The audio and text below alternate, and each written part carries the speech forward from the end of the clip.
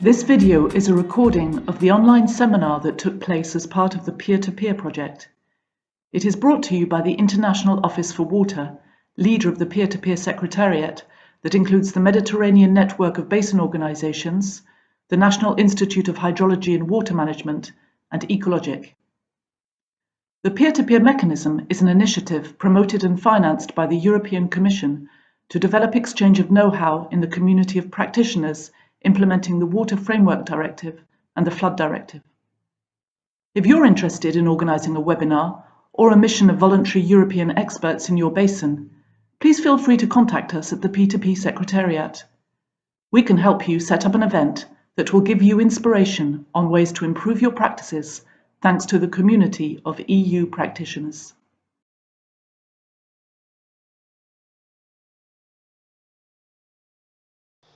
All right, I hope you all can hear me. You have seen the program of the webinar. I have given you now a short overview introduction to the European Drought Observatory and also 2 or 3 slides on its global extension, the so-called Global Drought Observatory, and you will see why. Before my colleagues will give you a more hands-on demonstration of the various tools available in the Drought Observatory.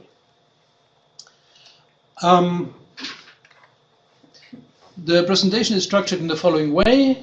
Short introduction, why do we do this? I will present you some key features of the European and the Global Drought Observatory and say a few words about ongoing developments. The whole idea of this presentation is to give you a quick overview. Those of you who might have been in the last strategy coordination group meeting, this will be a little repetition, but will help to bring everybody up to speed to the same level. So why are we doing this? I think I'm not telling you anything new because you are all from the field, but droughts are increasing in frequency, severity in many parts of the world, and especially also parts of Europe. It's a transboundary problem. I think that's why a European observatory is an important thing, and it's a global hazard with significant impacts, both societal, economic, health, and environmental impacts. You may remember in the report from the Water Scarcity and Drought Expert Group for Europe, the impacts were estimated to be around 3 billion euros per year with increasing tendency. So what do we do? We have here 2 systems at the moment which are doing early warning, monitoring and forecasting of drought and if possible also the impacts. These systems are based on satellite data, on hydrometeorological modeling and on in situ observations. So the different type of information which enter the system. In addition to that, here at the Joint Research Center we do research on indicators, risk assessment methodologies, look at past trends, future projections, the impacts in different sectors, the development of online tools. So everything which is behind this online system which you actually see, we do the further development and quality control of it. Now, as I said, there are currently 2 systems running which are very similar. The first one was the European Drought Observatory. We developed that in collaboration with DG Environment and the Water Scarcity and Drought Expert Group. Some of you may have been in that group. I don't remember, I don't know all the names. Between 2008 and 2012. The OiEau is now running operationally or pre-operationally here at the JRC and is in continuous further development. It's based on a combination of hazard indicators and impact-related indicators, and you will see that in the course of this demonstration.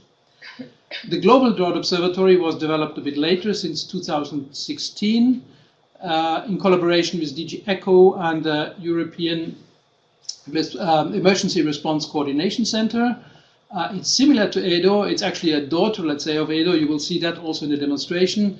But it includes one step further. It includes a dynamic assessment of the risk of impact for different sectors. And that's why we look a little bit also in the GDO, because we'll explain what is the difference here and how this will later be introduced also into OiEau. Now, how does it look when you open the OiEau homepage? You see that later on a bit more detail. You have a high-level map, a combined indicator, and then you can go to more detail. OiEau is an internet-based tool. It allows for mapping, forecasting, and analyzing different indicators.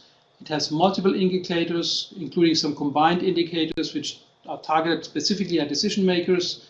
It can work at multiple scales. It has a distributed architecture, and it allows for looking at analytical reports or analyzing the data. Yeah, what is behind the main indicators? We have different kind of indicators at the continental scale. We have a number of indicators which look at the various, let's say, hydrological compartments, starting from a meteorological drought down to what is called an agricultural drought, so more soil water deficiency, plant water stress, to hydrological droughts, which look at reduced stream flow, reservoir problems, lakes problems, and then also to groundwater. Currently, at the continental scale, we have a number of indicators which we update regularly. That means every 10 days normally. We have meteorological indicators like the standardized precipitation index. We have also temperature anomalies and information on heat waves. The snowpack we had in, and we have to reactivate that because we at the moment have a problem to get hands on the data. Other indicators could be the precipitation, the standardized precipitation evapotranspiration index, which we can add. Currently, the ones which in color are the one active. Then for the agricultural drought, we have a soil moisture anomaly, which is a model output. We have a vegetation response, which is basically vegetation stress based on satellite data. And we have low flows, which are an output of the list flood model at the European level. We are looking at reservoir levels and groundwater levels, which are other indicators which should be added at the continental level as soon as we have reliable data available for that can be updated on a regular interval. Then there is what we call a combined drought indicator, which logically combines the various indicators which you have seen here before to come to an indicator which can be used for decision making, and you will see that in the course of the demonstration how that works. There is the other option to link up to national, region, or river basin scale systems and to add indicators from this, let's say, spatial scale. These indicators should be relevant for the area of interest. They can be the same indicators we have at the continental level, of course, with higher resolution data, so more detailed, but they can also be any kind of additional indicators which are used in the given area of interest and are taken to as being important in that environment. Just some quick map examples. How does, for example, a map of the standardized precipitation index would look like? We have the soil moisture anomalies. We have the vegetation response, a kind of combined indicator, which we'll see later how that works. The low flow indicators, which shows the situation in various river stretches across Europe. We can link up, as I said, to regional systems. This is the data from the Drought Monitoring Center of Southeastern Europe, which covers all this area with their local data, high resolution data. We have can have a link up to national data, like here, data on groundwater levels and trends in France. At the moment, this is not active. We have lost the connection, but it has been working for several years, and we would like to take it up again. Then we have a link, for example, to the drought monitor for the Czech and Slovak republics, which specifically looks at soil moisture and impacts in agriculture.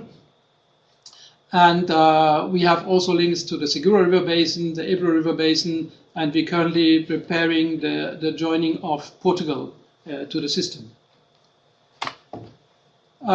Then, in addition to the monitoring, that means we monitor the situation, update every 10 days, normally the maps. We recently also introduced an early warning of extreme dry and wet conditions, up to 6 months lead time.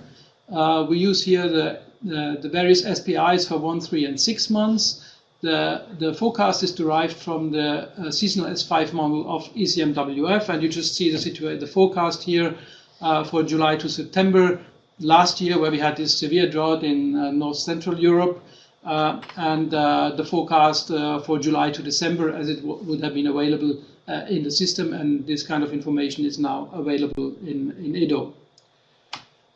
What is behind this? These warning levels are based on the intensity of the median of the ensemble, so we have 51 realizations, and the uncertainty, that means the spread of the ensemble in the forecast. And the calibration of the system is based on the historical forecast between 81 and 2010, and is updated every month. Now, with increasing warning levels, that means the more red you get in the system, the intensity of the forecast, that means the median of the ensemble is increasing, and the coherency of the ensemble is increasing. That means we are more sure about the forecast.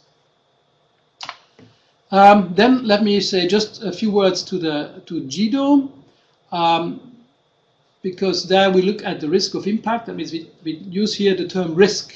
When you go to GEDO, the high level, you see a similar map to EDO. It's also a combined indicator, but it includes also, besides the hazard, the exposure and the vulnerability. What does it mean?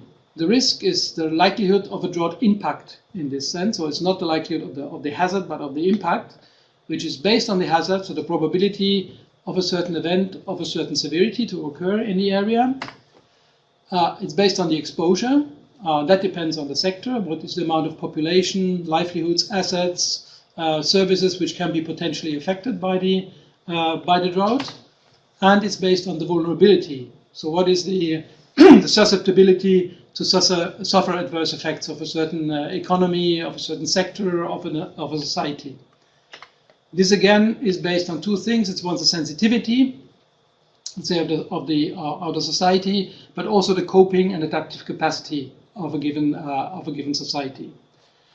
When you look at this concept, of course, it's clear that the risk is sector specific. That means we either look at agriculture or natural vegetation. We can look at energy production. We can look at public water supply, waterborne transport, etc., to see what is the risk for the different sectors. Just two examples. The situation here, the map as it showed of the risk indicator in October 2017. You see a red area here, which, if you remember well, it was in the news. There was this water supply issue with Cape Town, which actually almost ran out of water. In April 2018, we had a very severe drought in Argentina and Uruguay, which had huge impacts on agricultural production. And as you go, every 10 days, these maps are updated. You can see that this situation globally changes. Any of the indicators you see is accompanied by what we call a fact sheet. This fact sheet give a brief overview of the indicator.